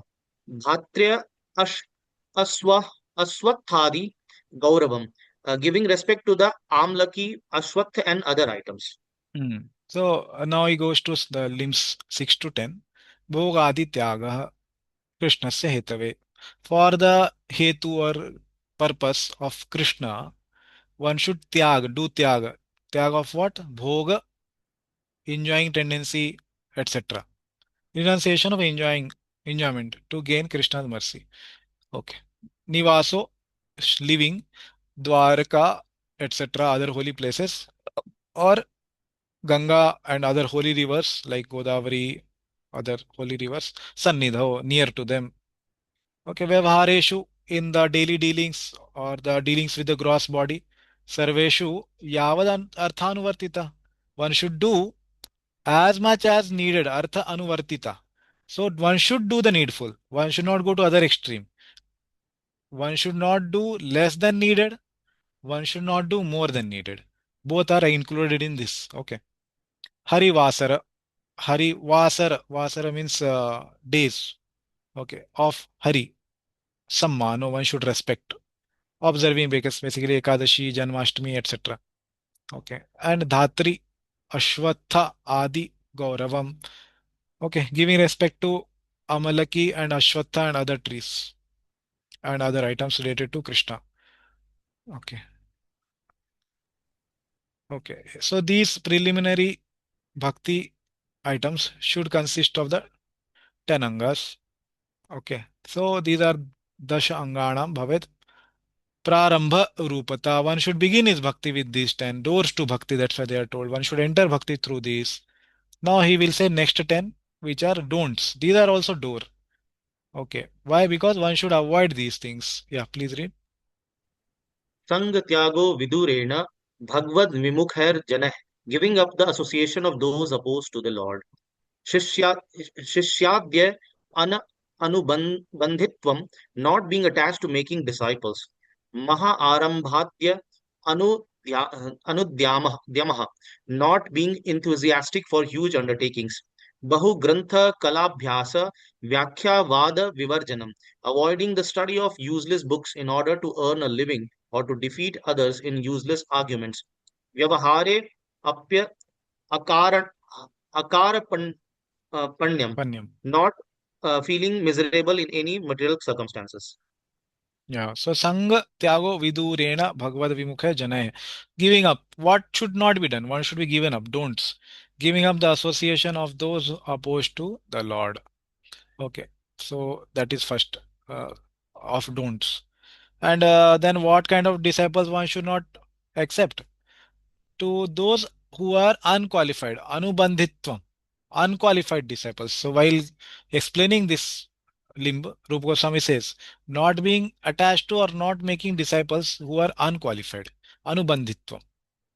Maharambha, adi anudyamaha. Udyamam is doing a great effort. Okay. And anudyamaha should not be done. Anudyamaha. Okay. And what kind of udyama? That which takes one away from Krishna consciousness. Okay, not those which are like building temples or doing any activity which is actually connected to Krishna. That is explained in while explaining this part of the Anga of Bhakti. Rupa Goswami explains it's not those activity which are connected to Bhakti. Okay, one should take up actually great undertakings, like just like Madhavendra Puri himself took up to bring the Chandan from the Malaya regions till obviously Vrindavan, Mathura, but obviously in between he had to stop in Ramuna. But he himself took up that Maharambha or Rupa Goswami, other Goswami, they themselves built such temples actually. So Bahu Grantha Kalabhyasa Vyakhya Vivarjanam. So useless books which are not connected to bhakti. And for what purpose? Earn a living or defeat others. Rupa Goswami and all, when Rup Narayan approached for a debate for in the Vijay Patra for a sign, Rupa Goswami directly signed it. He did not engage into any debate at all. So useless argument should be avoided like that. Okay, somebody is having faith in what we speak and they are receptive to our answers, we should speak to them. Somebody who is opposing, somebody who is challenging, somebody who is critiquing, these people we should not be answering the questions only. Okay. So they are argumentative people, we should avoid. Vyavhare api akarpanyam, not feeling miserable in any material circumstances. Okay. But one should not make irresponsible decisions and then go into difficult material circumstances and say that yes, no problem, it was all willing uh, or desire of Krishna. No, it was because of your not being fully planned in your activities. That's why you are into miserable situation. It was not desire of Krishna. So this is not that. Yeah, please read. Shokadya avasa vartita, not being subject to lamentation or other extreme emotions. Anya devan avagya, not showing disrespect to devatas. Bhuta anudvega dayita, not giving disturbance to other living beings. Seva nam aparadhanam udbhava abhava karita, not committing of seva aparadha or nam aparadha. Krishna tad bhakta vidvesha Vinin, Vinindadya Sahisnuta, not tolerating the criticism of Krishna and his devotees by those who hate them. So next five, the last five doors to bhakti is saying Shok Adi Avashavartita, not being subject to too much of lamentation or extreme emotions which hinder our bhakti. Okay. Like obviously, the shok and all are very natural emotions for a devotee. Like Arjuna was crying. Okay. When Abhimanyu was killed. So he was crying. It's very natural that a person will cry when a loved one or a son or somebody has given up the body. Okay. So like that. Soka is very natural. Emotions are natural. Okay, but it should not be so much extreme that one gives up bhakti or his bhakti reduces or his bhakti stopped for some time. That much extreme emotion one should not have. That is what is told. Emotions are good, but extreme emotions are not good. Okay. So Anya Devan Avagya, not disrespecting the Devatas. Okay, we may not worship them, but we don't disrespect them. We respect them as Vaishnavas. Like Chaitanya Mahaprabhu, he visited Lord Shiva's temple. Okay, it's mentioned in the Chaitanya Bhagavat. So he visited Lord Shiva's temple, accepted the prasad there. Okay, considering that how Shiva actually is very great devotee. So Bhut Anudvega Daita. Yeah, and also there is a shloka in Shrimad Bhagavatam. So here where he says that obviously it's among one of the four offenses also disrespect and considering them equal to Krishna. And Srimad Bhagavatam also there is a shloka where it said that the one should not disrespect the other shastras which are belonging to karma or karma kanda or jnana kanda. Okay, or other devatas like that. Bhuta anudvega daita, not giving disturbance to other living beings without any purpose, giving disturbance to them. And sevanam apradhanam. So this is a very big list. It will come next. Not committing seva aparad. What is the list of seva aparad? Prabhupada also gives in his chapter 8, I think. Yeah, offenses to be avoided. Yeah, so 8th chapter you can refer. Okay, he quotes Padma Puran and he quotes Hari Bhakti Vilas also, I think. So full list is given in 8th chapter. And Namaprad also. 10 Namaprads we know. Krishna Tad Bhakta Vidvesha. Okay, Vidvesha, Dvesha, envy or criticism of Krishna or his devotees. This one should not do. Ninda, Aheshaishnuta, these all should be avoided. Okay. Yeah. So Vyatireka. Okay. So he is saying Vyatirekataya. So Vyatirek is by negation basically. Okay. So Dashanam Shad Anusthitihi. Yeah, please read the translation. These 10 Angas should be observed by avoidance. These 20 Angas serve as the door for entering Bhakti. The first 3 Angas, taking shelter of the feet of Guru, receiving teachings after initiation, and serving the Guru with respect, are said to be the principal ones. These principal ones, first three. As I told, Ado Guru Padashraya, and then Krishna Dikshadi Sikshanam. Okay. And Vishrambhena Guru Seva. These three are principal. And obviously, last five they will come like Nam Kirtan, Bhagavad Shravan, all these five, they will also come. They are non-negotiable. And these 20 are also not to be avoided. Otherwise, devotee is at fault, as it was told earlier. Yeah. So now the list comes here. We will just read through the other 44. So total 64 Angas are described in Bhakti Samar Sindhu. Okay. So 20 of them we already saw. So total 64 Angas are described. Remaining 44 are here. Yeah. Please read. Marking the body with Vaishnava symbols, marking the body with the syllables of the Lord's names, wearing the garlands, flowers, and sandalwood offered to the deity, dancing before the deity, offering respects on the ground, rising up to see the Lord, following behind the Lord's procession, going to the Lord's residence, circumambulating the Lord or his dhama, performing archana, performing menial service to the deity, singing for the deity, singing in a group, performing japa, offering words or sentiments, reciting prayers, tasting food offered to the Lord, tasting the foot water of the Lord, smelling the incense and flowers offered to the Lord, touching the deity, seeing the deity, seeing the aratrika and festivals, hearing the name, form, qualities, and pastimes of the Lord, accepting the mercy of the Lord, remembrance of the Lord, meditating on the Lord, acting as a servant of the Lord, thinking of the Lord as a friend, offering oneself to the Lord, offering the best items to the Lord. Yeah. So few Angas of Bhakti which we generally hear. Shravanam, Kirtanam, Vishnu. Okay. Smaranam, Padasevanam, Archanam, Vandanam, Dasyam, Sakhyam, Atmanivedanam. All these are here. They are there 9. Okay, so you can see when we are doing, so not each one, we will not be doing each one. Rupa Goswami has given proof for each one from different Puranas and Shastras, but just saying in a short, here is Smarana, okay, remembrance, Dhyana, Dasyam, acting as servant, uh, and thinking of Lord as a friend, Sakhyam, offering oneself to the Lord, Atmanivedanam.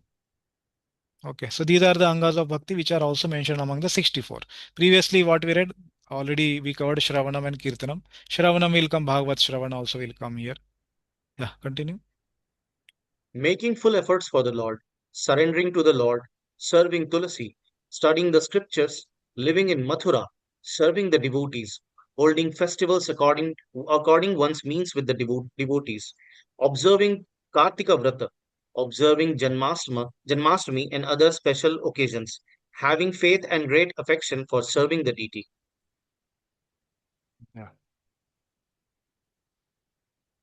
Relishing Bhagavatam in association of devotees, associating with like-minded, affectionate, superior devotees, Nama Sankirtana, living in the area of Mathura. Yeah. So these last five are the most potent. Uh, Service to deity, Shri Murtera Shraddhaya Sevan. Okay. And then we have releasing Bhagavatam. Uh, Aswadair Bhagavatah Rasika Sah. Okay, it will come, we will discuss. That is Bhagavat Shravan, Sadhu Sangha, Nam Kirtan, and Mathuravas, like that. So these are 44 plus 20 doors to Bhakti. We already discussed. 10 were do's, 10 were don'ts. Total 64 Angas are explained. Okay, yeah. Pratik, you have any question? Raji, it seems there are a few which are repeated. Yeah. They are not actually repeated. When the explanation comes, they are not repetitions, but it looks similar. Okay. Okay, They have some like very fine differences. Okay. okay. Yeah. So these all are described in Srila Prabhupada's chapter 9. Mm, yes.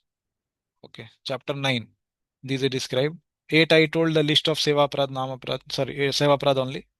And then chapter 9, these all things are described, what we just read. So that is there. Okay. Then chapter 10 also continues with this. Okay, with this list. Chapter 11 also continues servitorship, devotional service in friendship, Sakhyam, surrendering to the Lord, Atmanivedanam. Okay, all these things continues, offering Tulsi, serving the Tulsi. In chapter 11, that ends with that. Chapter 12 starts with hearing the revealed scriptures that we just saw, Srimad Bhagavatam. Okay. And residing in Mathura, this is chapter 12. These five Angas of Bhakti, the last five, Prabhupada writes in the chapter 12, which are most important. Okay. Then chapter 13, five potent forms of devotional service. Okay, that he explains. Rupa Goswami's version of that. Rupa Goswami has written shloka, one shloka for each of the five potent limbs. So after explaining in the chapter 12 the five potent limbs, Prabhupada writes a separate chapter, five potent forms of devotional service 13, where he explains Rupa Goswami's shlokas for these five potent limbs. Okay, and then chapter 14, devotional qualifications, is the next chapter. Okay, where Prabhupada will explain that how other things which like Varnashrama and other things are not actually Angas of Bhakti, or Vairagya, these all things are not Angas of Bhakti. Brahmacharya and all is not Anga of Bhakti. These all things will be told there. Chapter 14. Okay. And chapter 15, then Raganuga Sadhana Bhakti starts. Okay. So that we will discuss in the next class. But as of now, we will just complete this chapter. So all of you can read. Okay, this is just simple reading of what are the Angas of Bhakti and go through it, these all chapters, and we will focus on the important five limbs which are coming here. Okay. And Rupa Goswami's proof, or he gives proof from Purans. Prabhupada also explains that proof we are not reading in very detail. Some important things are there, we will read. But every shloka, oh sorry, every limb he gives one proof from different Puran that you can read. I will share the slides. Okay. So now, yeah, please read the translation of these last five items. The last five items were mentioned previously. They have been again mentioned to point out their superiority among all Angas. Thus, 64 methods of worship involving the body, senses, and the internal organ have been presented sequentially, some being separate items and some containing additional items within them. Next example of each item will be cited according to traditional authority. Yeah. So now he will say, I will give the references and citations from different Puranas or different authorities. But before that, he said, yeah, some have been repeated. So in the sense that because they are superior among all. So these five, Andrew Goswami has himself written one shloka for each one of them, explaining their superiority. Like we hear, na, don't go to the Keshi Ghat where Krishna's threefold bending form is standing with sidelong glance. If you have any attachment for the family members, that is a shloka by Rupa Goswami, actually glorifying the limb of bhakti. Okay, like that. Yeah, read this. Some items, such as surrendering to the feet of Guru, should be considered as single items with no divisions. Others, such as deity worship and kirtana, have many internal divisions. Those are considered as one anga from considering the whole. Though one can find many angas within deity worship or other items, they can also be considered as a whole unit and regarded as one item. Thus, there is no contradiction to counting 64 items only. So one should not say DTI worship how we are counting as one limb. It has many divisions. He is saying as a whole is one, like that. So like that he has counted 64. There is no contradiction in this, like that. Okay. So now, yeah, this section now scriptural proof for 64 Angas as I told. So we will not be seeing for everything. So few are there, important ones. Tasmad Gurum Prapadyeta Jigyashu Shreya Uttamam Shabde Parecha Nishnatam Brahmani Upashamashrayam. So I just now explained 10 minutes ago this shloka. Okay. So this is proof for Adav Guru Pada Ashraya. First one should accept the shelter of Guru. So Tasmad Gurum Prapadyeta. Hence, therefore, Tasmat Gurum Prapadyeta. One should Prapadyeta must go to a Guru. If Shreya Uttamam Jigyasa, if one has the inquiry for the highest truth, one should not go to Guru asking what is the share price today, what is the price of aloo today. Prabhupada says in these lectures like these things. So Jigyasu, if he is having Jigyasa about highest, then only go to Guru. Otherwise, do your job like that. And which Guru? He should be Shabde Parecha Nishnatam, expert in Shabda, and Brahmani Upshamashrayams, taken shelter of Brahman or Krishna actually in our sense. Okay, so he is giving Krishna Diksha Sikshanam. One should accept Diksha and Siksha from Krishna. Okay, 1 minute, I'm getting one call.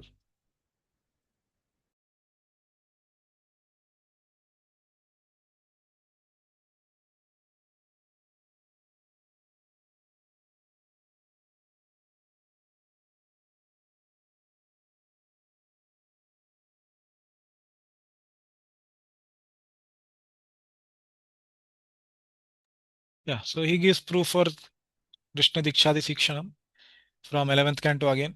Okay, so Tatra Bhagavatan Dharman Sikshed Guru Atma Devatah Atmaya, sorry, Amayaya Anuvritya Yeh Tushed Atma Atma Doharihi. So one should accept a bona fide spiritual master and accept, learn from him.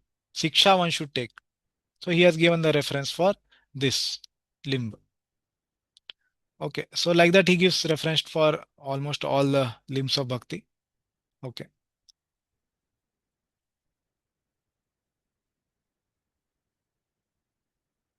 Yeah, so this is the fourth limb which was there. We discussed already a little bit about sadhu vartamanu vartanam. Some of these things I already explained. Okay. So I will share these slides. So these are just quotations from various shastras which you can go through. Okay.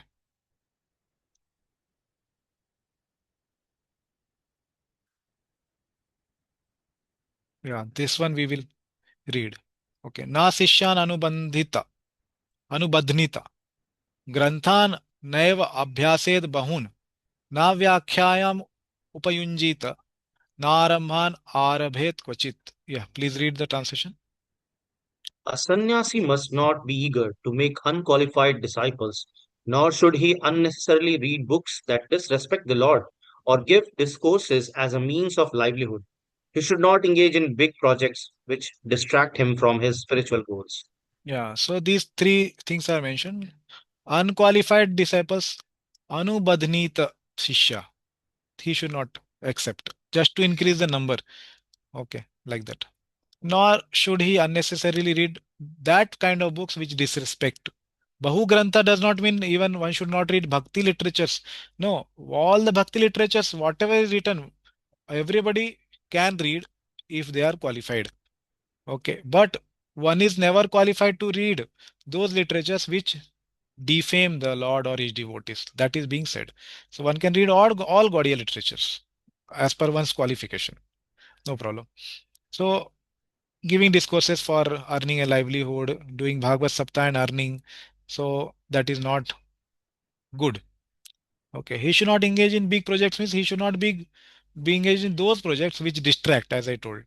Building big temples. Prabhupada built so many temples, 108 temples. Okay, so this I explained already.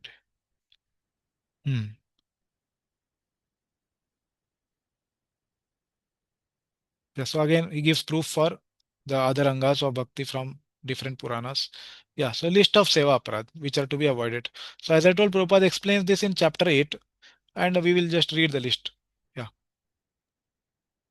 Entering the Lord's temple in a palanquin or with shoes, not observing the festivals of the deity, not offering obeisances in front of the Lord, offering prayers to the Lord in an unclean state or after having eaten without washing properly, offering respects with one hand, circumambulating in front of the Lord, spreading the legs in front of the deity, clasping the hands on knees in front of the deity, lying down in front of the deity, eating in front of the deity. Okay. So some of them, if you are not clear, you have anything to ask in this, you can ask. You have some doubt how to do this or how this has been happening, you can ask. Okay. Anything is there? Yeah, like circumambulating in front of the Lord. So these to be avoided. One should not circumambulate in front of the Lord. That's why we close the altar and then circumambulate the Tulsi Maharani. Okay, like that. Okay. Or you have doubt, you can ask in next class. Yeah. Yeah, yes, yes. One note, like this sitting. Uh, So spreading the legs in front of the deity. yes, And yes. sometimes I observed Prabhupada also says in lectures that don't sit like this, sit cross. Yeah. Yeah. So, like, what is the right way to sit? And what are the wrong ways to sit? Okay. Yeah, that's a very big question. Matlab, the broad aspect is one can sit in what ways. There is actually a manual, Vaishnava etiquette manual published by ISKCON Chopati. There are pictures they have given how one should sit and how one should not sit. So you can have a look. It's there in the gift shops. Okay, you can see that Hmm. Vaishnava etiquette manual is there. You can see that.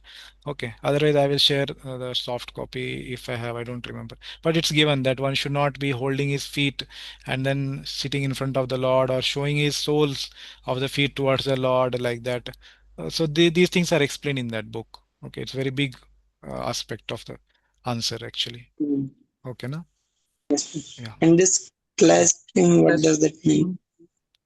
Yeah. So Okay. I mean, we have to show it.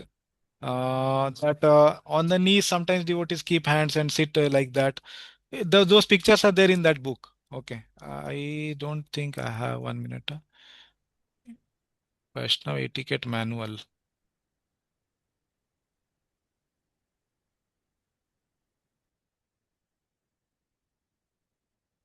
I do have Prabhuji that manual.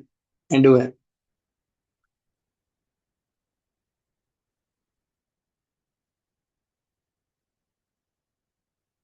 Thank you, Arun.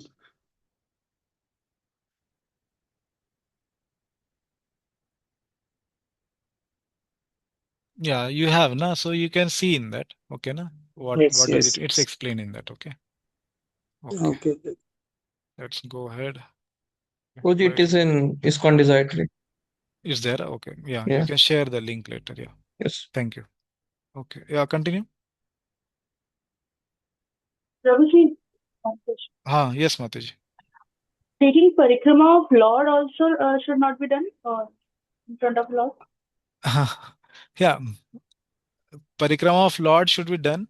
Whether altar is closed or open, we can do. That should be done. What is being said here is one should not do it of other personalities in front of Lord. Your Lord is considered highest and given most respect. So one should not do in front of Lord of other people. Okay. But one can do of the Lord whether altar is open or closed. Okay, na? Yeah. Yes, Prabhuji. Regarding this worship of Tulsi, is it like that? It should not be done in when the altar is open. Something. I don't know. Worship is not mentioned here, but generally, Of we Tulsi, like we yeah, circumambulate Tulsi. So. yeah, circumambulate here it's mentioned. We should not do in front of Lord. That's why altars generally are closed when Tulsi Puja is there, actually. But doing worship, we do Prabhupada worship actually in front of Lord. So basically, the underlying theme is one should not have the tendency to disrespect the Lord while doing some of these activities. It's aparad, na? Seva aparad, that is the topic. Means one should not be offensive attitude in doing these things. So if the one is worshipping Prabhupada in front of Lord also, but to glorify how he has glorified Lord in connection with the Lord, those things are allowed in my understanding. Okay. But it should not be offensive. Doing worship of somebody is saying that yes, he is greater than Lord. These are offensive things. Okay. That way. Is it okay? Yes, Prabhuji. Okay. Yeah. Please continue, Prabhu. Telling Read. lies in front of the deity, speaking Hare- loudly in Oh, yeah, Mataji, anybody has questions? Yes, Prabhuji. Mataji, yeah. I had heard that when the altar is closed, we should not do parikrama. Of Tulsi When the Mahani altar is or no, Krishna? of Krishna only. If the altar is closed, one should not do because Lord is sleeping Yeah, or yeah, that I resting. also heard. Yeah, means I am not very sure, but I have not read that one should not do. But I have read that one should not do in the sense that uh, uh, like uh, when the Lord is eating or when the Lord is sleeping, as you told, taking rest. So those times we should not try to peep into the altar or altar is closed and suddenly open it. Those things we should not do. But very strictly saying, I have not read whether one should not do or do while altar is closed. So if one is having no time while the altar is open, one can do it while closed, and it's better. One should not have disrespectful attitude. That is what underlying theme is. Aparad bhavana should not be there. Okay, that is what is here. That's what my understanding. Okay. Yes, Prabhu, please read. speaking loudly in front of the deity, gossiping in front of the deity, crying in front of the deity, quarreling in front of the deity, fighting in front of the deity, thanking others in front of the deity, saying cruel words in front of the deity, covering oneself with a blanket in front of the deity, criticizing others in front of the deity. Okay. Any questions anybody has on this? Yes, That Prabhuji. 14 This, months crying one. Crying. Yeah, what is the question? So, like, generally people get emotional or no, they express their feelings to Lord. So Hmm. people cry also. So I don't understand like what would how it's an aparadh. Yeah, so I think it is not in that sense that genuinely somebody has some higher emotions. He is at the stage of bhav or prema, and then suddenly seeing the Lord, he would cry. Like Chaitanya Mahaprabhu, while taking Jagannath darshan, many times he would cry. So that is not seva aparadh, but this is not mentioned in that sense because crying means it's like howling and crying and all these things is being said here. Okay, that is my understanding. Okay. Otherwise, Chaitanya Mahaprabhu would actually cry in front of DT. Okay. Any other question? Prabhuji, this thanking others in front of the deity. Yeah. Many a times we do, like if someone is sponsors, we thank him. Like Ah, that, it is done. yeah. Yeah. Yeah. So Is thanking others in the sense that they should not be shown superior to the Lord. If there is somebody who has done seva for the Lord, that should be glorified in front of Lord. That is glorification. in front of Lord. But somebody is thanking in a way that he is greater than the Lord or he is equal to the Lord, like that he is being told in that sense, that is to be avoided. Hmm. Okay, no? In this 19th verse, that covering oneself with a blanket. So sometimes we see in winter season, sometimes devotees carry the shawl or something to cover themselves. Mm. So is that Yeah. an approach? Here blanket is written. I think blanket we use while sleeping. So in that sense, it is considered not very pure. So in that sense, I think it is written. Okay. For otherwise, there is other limb where one is told to do the needful for protecting the body and other things. No? So that is also included there. So uh, what is that? Covering oneself. So you can see in the 8th chapter of this, if Prabhupada explained something, I didn't read anything in this connection explanation, but yeah, blanket I think it is that which is slept with and then it's in ignorance and that is used. I think it is in that sense. Okay, no? Okay. Mhm. Okay.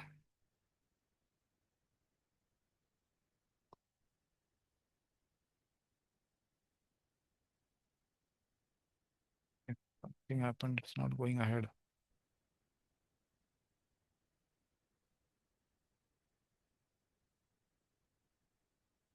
Yeah, please read. Praising others in front of the deity, using vulgar language in front of the deity, passing air in front of the deity, offering less items when capable of offering more, eating food without offering it, not offering seasonal fruits to the deity, offering the deity what is offered already to someone else, sitting with one's back to the deity, addressing others in front of the deity, praising oneself in front of the deity, being silent in front of the guru, criticizing the deity. Hmm. Okay. Any question on? This project being silent in front of Guru, what? Guru is asking something, then he should answer. Okay. I don't know exactly what is the meaning of that. Okay. Being silent in front of deity. Okay. In One Guru. should. Sorry, Guru. Yeah. Yeah. I don't know. Okay. That is, I think if he's asking something, one should answer. Yeah. So that crying, na, Prabhupada has written, one should not cry or howl before the deity. That howling thing. Basically, it tells that one should not loudly cry. That's why here also speaking is told in the sense that one should not speaking or address somebody loudly in front of deity. Okay. That is told by Prabhupada. Okay. Okay. Anything else? Okay. Somewhere else it went. Ah.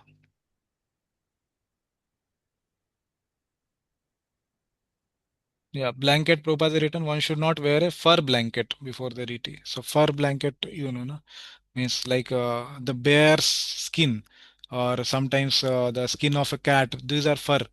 So he has told fur blanket one should not actually uh, be worn in front of deity. Okay. Yeah. So this thing he has explained. One should not eulogize or praise anyone in before the deity in the sense that loudly praise or loudly address. Okay. Any question on this? What is mentioned on the screen? Okay. This is 8th chapter. Okay. Please read. Eating a king's food, eating a king's food, Yeah. touching the Yeah. deity, This title. Read. Seva Aparadh to be avoided, Varaha Purana. So this is now from Vara Puran. Earlier was from Padma Puran. Yeah. Read. Eating a king's food, touching the deity in the dark, approaching the deity without proper rules, opening the deity door without the sound of a music or a bell, gathering food offerings seen by a dog, breaking the silence during worship, going to pass stool during the worship, offering incense without having first offered gandha, garlands, and other items, worshipping the deity with forbidden flowers. As well as this, there are the following offenses listed in the Varaha Purana. Yeah. So Prabhupada explains the flowers without any fragrance should not be offered. Forbidden flowers means flowers without incense. Okay. Any question on what is mentioned? This project breaking the silence during worship. So does that mean like Sometimes I do worship in my center. So should we sing the arti or should we say something? Is that okay? Like what is the meaning? Yeah, sometimes the situation is like nobody is there and we are the only person. Then it's okay. But basically the thing is one should not divide his attention from worship. Okay, that will cause aparadha. Like if he has to do some seva 7 times, 4, 2, 3, Hmm. 7, that concentration breaks. Then he is singing and doing this. Then aparadha will happen by not doing the archanam properly. So that's why it is written. Okay, but if nobody else is there, then we can sing. Okay, no? Okay. Okay. Yeah, please read. Wearing red cloth, blue cloth, unwashed cloth, soiled cloth, or another person's cloth. Worshipping the deity after seeing a dead body. Passing air before the deity. Worshipping after showing anger. Worshipping after visiting the crematorium. Worshipping with undigested food in the stomach. Worshipping after eating pork, duck, or hing, or kusumba leaves.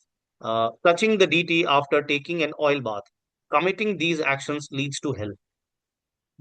Yeah. So Prabhupada explained that this crematorium and the dead body in one. Yeah. So he has told about this belching. He has written one line: one should not belch before the deity. So until one has fully digested his food, he should not enter the temple. Okay. And those things which are mentioned here, pork, duck, hing. So here Prabhupada also mentioned one should not smoke marijuana or ganja. One should not take opium, other similar intoxicants. Okay. These things, I think some will come ahead also. Yeah, please read. Seva aparats to be avoided, source not mentioned. Worshipping the Lord without following the Vaishnava scriptures, advocating other scriptures, chewing tambula in front of the Lord, worshipping the Lord with flowers placed on the leaves of the castor oil plant, worshipping during inauspicious periods, Asura Kala, worshipping the Lord while sitting on the floor or a chair, touching the deity with the left hand during bathing, worshipping the Lord with withered or flowers obtained by begging, spitting during the worship.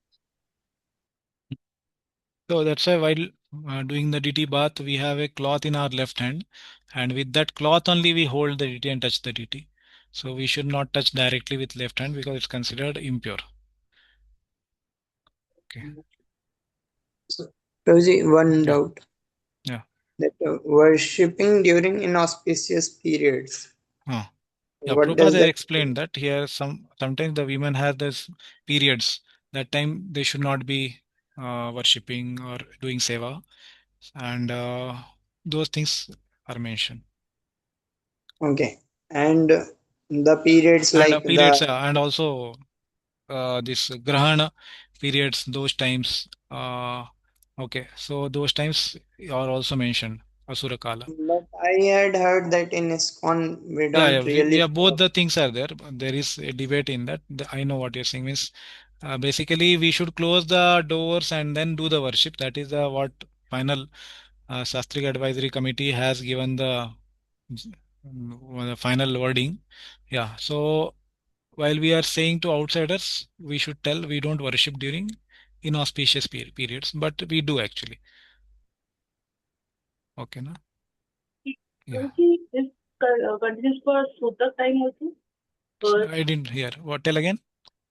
This is applicable for Sutak time also. Someone has died or someone is born. No, no. Yeah, Sutaka period, like it is told, those who are Shudras, they should not go to temple for a month. For those who are Vaishya, they should not go for some 11 days or something it is told. For those who are Kshatriyas, they should not go for lesser period. For those Brahmanas, they can go like that is told. Because those time when somebody dies, the mind is not very settled. It's unsettled because of loss of a very near and dear one. So the attention to the deity will be less. That may cause sevaprad.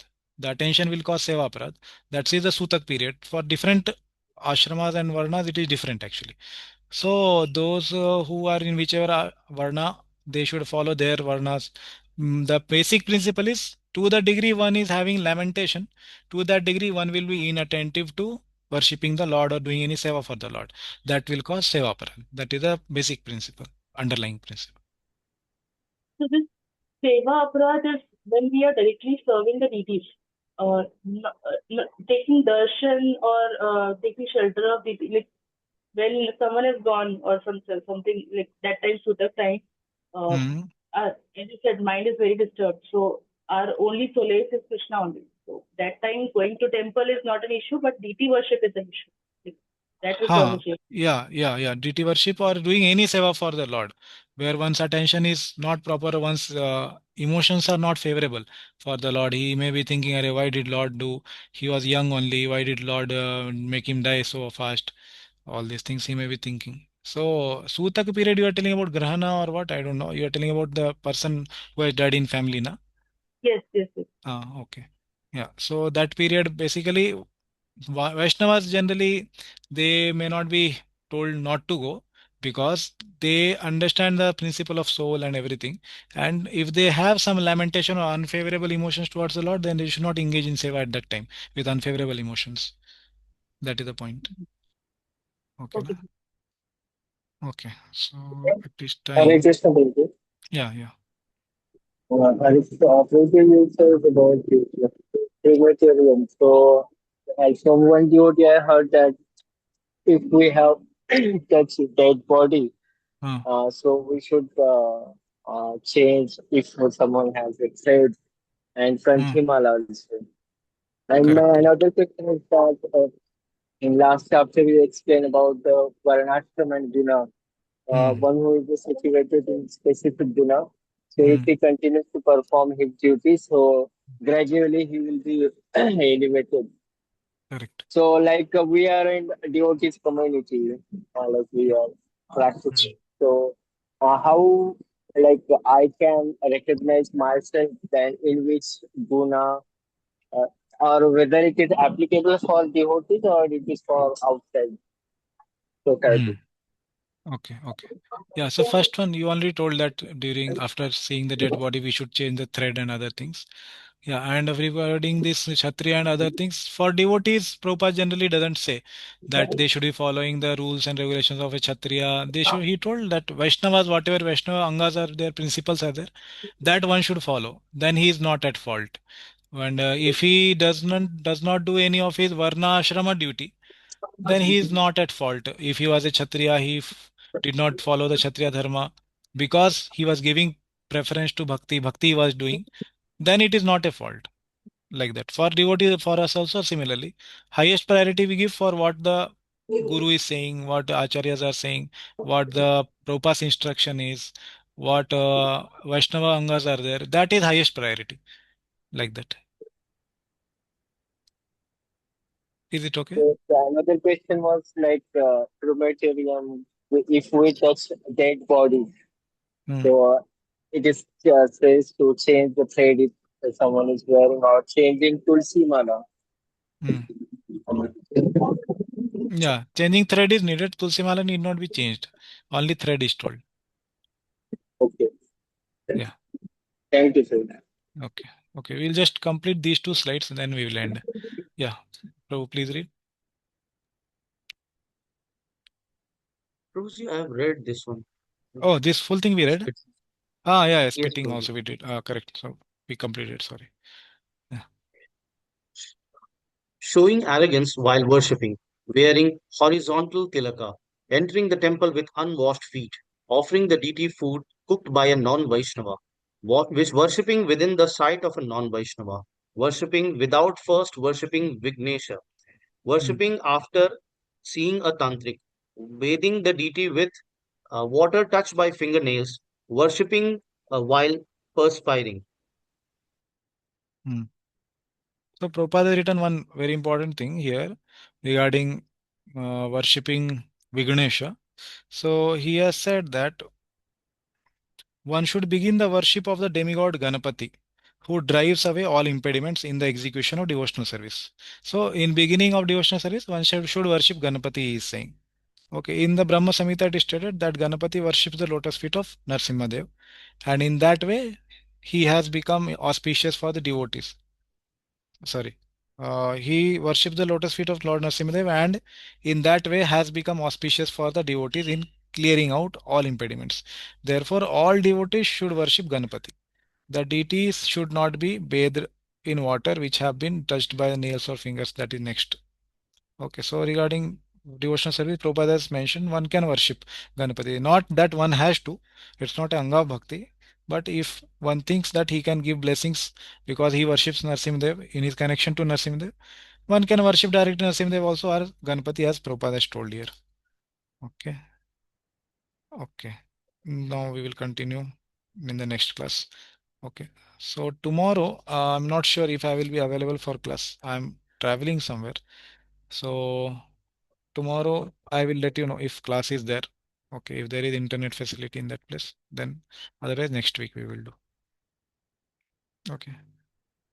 हरे कृष्णा श्रील प्रभुपाद की जय श्री भक्ति रसामृत सिंधु की जय श्री रूप गोस्वामी पाद की जय श्री जीव गोस्वामी की जय श्री विला विश्वनाथ चक्रवर्ती ठाकुर की जय Hare Krishna thank you Thank you, Prabhuji. Hare Krishna. Hare Krishna Thank you. Hare Krishna.